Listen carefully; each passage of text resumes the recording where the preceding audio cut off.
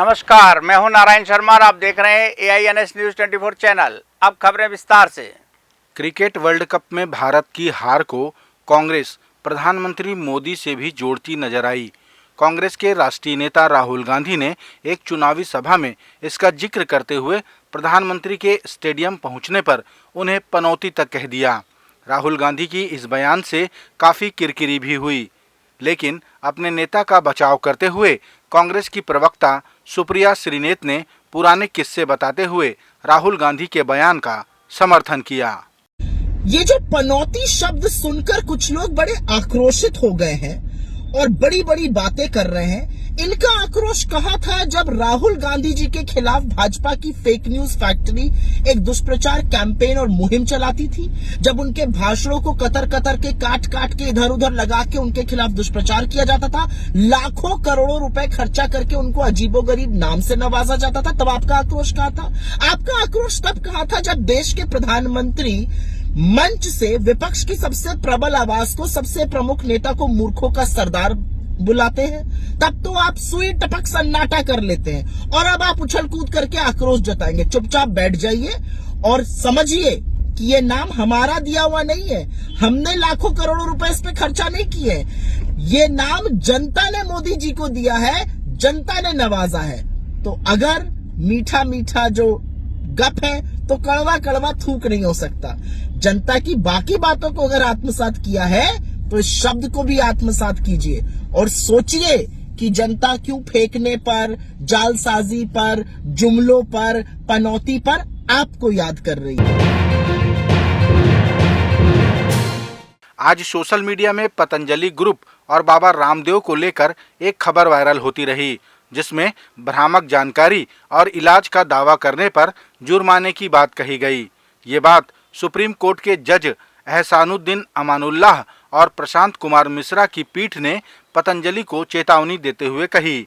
इसके बाद बाबा रामदेव ने भी पत्रकार वार्ता लेकर कहा कि योग और आयुर्वेदिक दवाइयों से बड़ी मात्रा में लोग बीमारियों से मुक्त हो रहे हैं, जिसे लेकर एलोपैथी पद्धति वाले उनसे खफा हैं। बाबा रामदेव ने खुलासा किया कि ये प्रोपोगंडा पतंजलि और बाबा रामदेव के खिलाफ पिछले 5 सालों से चल रहा है। सुप्रीम कोर्ट का, देश के कानून का, देश के संविधान का आदर करते हैं, लेकिन झूठा प्रोपेगंडा प्रचार हम नहीं कर रहे। डॉक्टरों के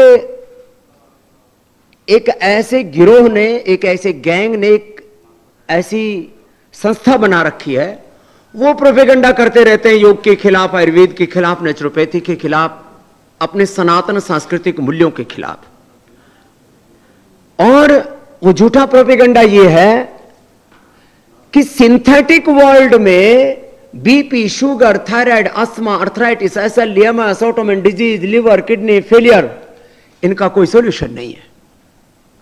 आज मैं 3 तथ्यों के आधार पर यह बात कहना चाहता हूं। हर दिन मेरे पास में कम से कम सैकड़ों रियल वर्ल्ड एविडेंस होते हैं, जो यहां पर भी बैठे हैं। टाइप 1 डायबिटीज है, थायराइड है, बीपी है, सामान्य नॉर्मल शुगर है, मोटापा तो 8-8 दिन में लोगों का हम 12 से 15 किलो तक कम कर देते हैं। ये बहुत साधारण सी बात है। सिंथेटिक वर्ल्ड में किसी चीज का यदि क्योर नहीं है तो यह कहना कि योग में, आयुर्वेद में, नेचुरोपैथी में जो हम integrated and evidence based treatment system से बीमारियों को कंट्रोल यानी क्योर करते हैं, यह झूठ नहीं है, यह सच है। यदि हम झूठे हैं तो हमारे ऊपर सैकड़ों नहीं, हजारों करोड़ का जुर्माना लगाएं और हमें डेथ पेनल्टी भी दें तो हमें स्वीकार है।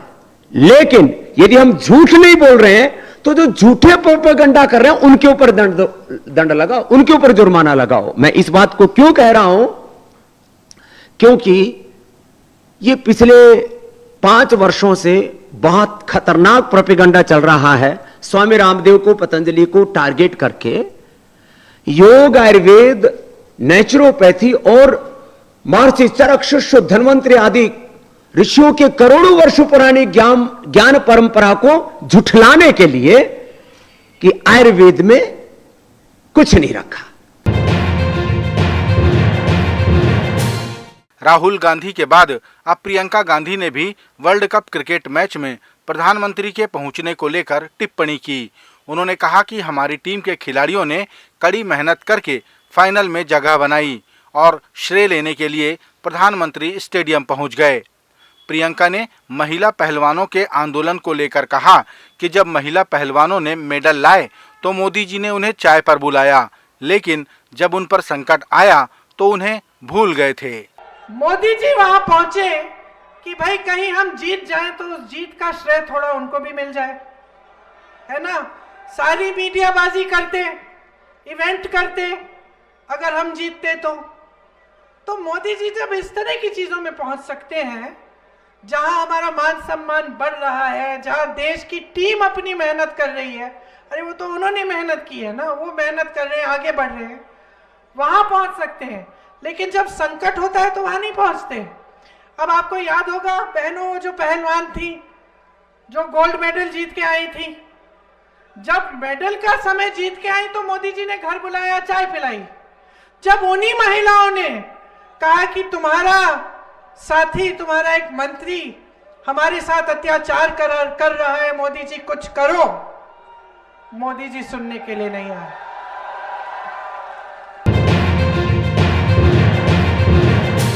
झीरम घाटी की जांच का जिम्मा सुप्रीम कोर्ट द्वारा छत्तीसगढ़ की पुलिस को दिए जाने के फैसले का स्वागत करते हुए मुख्यमंत्री भूपेश बघेल ने कहा कि पूर्ववर्ती भारतीय जनता पार्टी ने झीरम की जांच में कई बार रोड़े लगाए। अंततः सर्वोच्च न्यायालय ने छत्तीसगढ़ की पुलिस को जांच का जिम्मा दिया है। अब उस हृदय विदारक घटना के राजनैतिक आपराधिक षड्यंत्र का खुलासा हो सकेगा। उच्चतम न्यायालय के इस फैसले का मैं स्वागत करता हूं कि एनआईए के जो आवेदन उसको खारिज किया गया। भारतीय जनता पार्टी की तत्कालीन सरकार थी, 2016 में विधानसभा में उन्होंने घोषणा किया था कि सीबीआई की जांच कराएंगे, लेकिन केंद्र सरकार ने उसे रोक लगाया और उस आदेश को रमन सिंह जी 2 साल तक दबाए रखे। 2018 मार्च में मैंने एक पत्र लिखा था कि इसके बारे में क्या हुआ, उसका भी जवाब मुझे नहीं दिया। जब हम लोग सरकार में आए तो सारे तथ्य हमारे सामने थे और इसके बाद एसआईटी हमने गठन किया, उसके खिलाफ लोग एनआईए कोर्ट गई। उसके बाद दूसरा एफआईआर जो हुआ उसमें भी ये लोग लगातार कोर्ट के माध्यम से रोकने की कोशिश की, लेकिन अंततः माननीय उच्चतम न्यायालय ने रास्ता साफ किया कि छत्तीसगढ़ पुलिस इस केस की जांच करेगी। तो जो राजनीतिक आपराधिक षड्यंत्र हुआ था उसका खुलासा होगा इसमें। छत्तीसगढ़ में जमीन संबंधी कार्यों के लिए पटवारी को रिश्वत देने के मामले लगातार सामने आते रहते हैं। इसी कड़ी में गौरेला पेंड्रा मरवाही जिले से एक नया वीडियो सामने आया, जिसमें पटवारी विजय सिंह जमीन के नामांतरण को लेकर पैसों की मांग करते नजर आ रहे हैं। पूरा मामला पेंड्रा तहसील क्षेत्र के अंतर्गत ग्राम बंधी का है, जहां के पटवारी विजय प्रताप सिंह पैसा न मिलने पर काम को रोके रखते हैं। अरे तो आपको बता दिया तो क्या बात थी, आपको तो वहाँ तो 5,000। अरे कैसा करते हो यार, कोई समझ के दिया करो। 5,000 रुपया दिया, मैं जैसे नक्शा पटान करना नहीं वो करवा ले आरआई से नहीं कैसे देते हैं बस लगा हुआ है वही मत नहीं कैसे दे होते आरआई की देते मैं खुश हूं। जब संयुक्त 4 वर्ष था ना, मेरे पास आदेश है तहसीलदार का, नक्शा पटान करके समझ रही है ना, टोटल 3,000 को दे दूंगा, सुबह काम करके। अरे तो क्या करता है, बीच के कर ले तो मैं नहीं, मैं सुबह 11 बजे आऊंगा। मैं बोलूंगा तो पहले बताओ क्या बजे आऊँ।